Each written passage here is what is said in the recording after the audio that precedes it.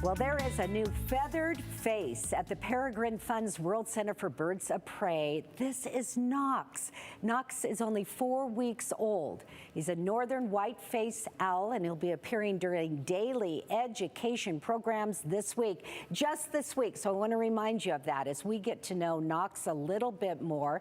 With him right now is Stephanie Ashley. Stephanie, this is like very special for Knox to be in our community, because Knox wouldn't be used to being in this part of the world, right? No, he traveled a long way to get here, first of all, and that's not even counting, his species is from Africa. So this is an African owl from sub-Saharan Africa, pretty widespread throughout the savanna areas, wherever there's trees, but not a species that you're gonna see in Idaho normally, for sure. Oh, Stephanie, tell us about Knox and how unique Knox is, so everyone knows what a great experience this is to have him, at least for this week, what he's doing, and then we'll get into what he'll do after this week. Okay, so Knox, first of all, he's only 4 weeks old. He's never going to be 4 weeks old again. After this week, he's going to go into a training program to get to be an ambassador, but we don't know when he will be in our programs again, so come see him this week.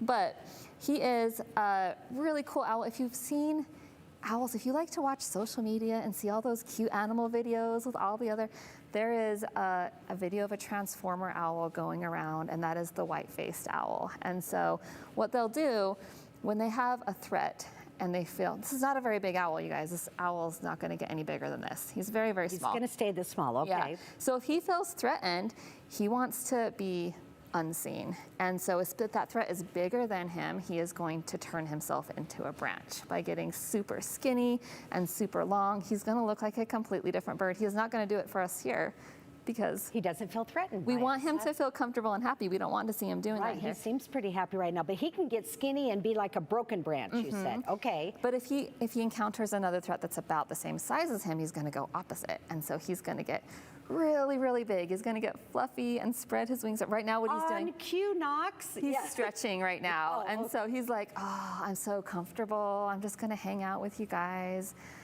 Which is one of the things we're really happy with about him. He is comfortable, he's confident, he's happy, he's curious. Really good traits for a bird who's going to spend his life teaching people about birds. And this is where you're going to teach him to be an ambassador. What does that really mean?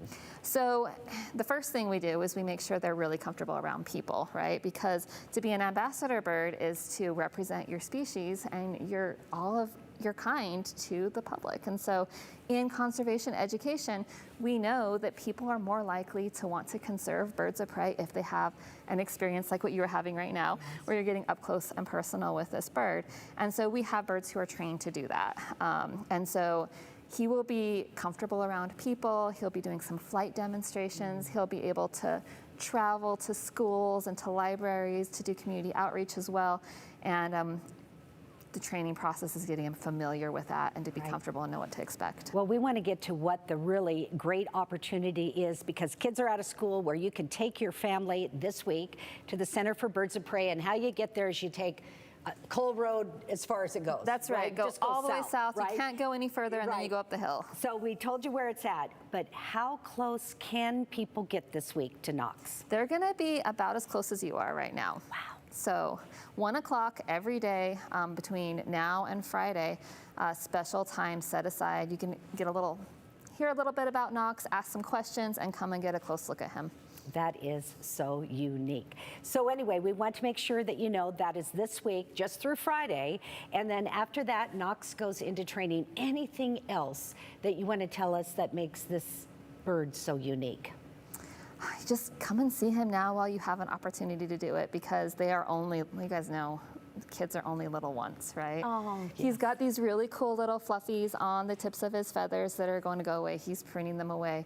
And also right now, you guys should know that we have western screech owls and great horned owls who are fledging and already leaving their nests. And so those babies are out and about. It's really important to leave them alone and let them go through their natural history and do the thing that they need to do and learn how to fly and learn how to hunt, and come here and see our baby. Right. Again, take Cole Road as far south as you can go out of the area here, the Boise Valley. You will run into the Birds of Prey Center. They have an educational center there, and it would just be a great place to take the kids. And this week, here's the bonus that Knox will be there. Stephanie, thank you so much. Thanks for having us. You bet. We'll be right back.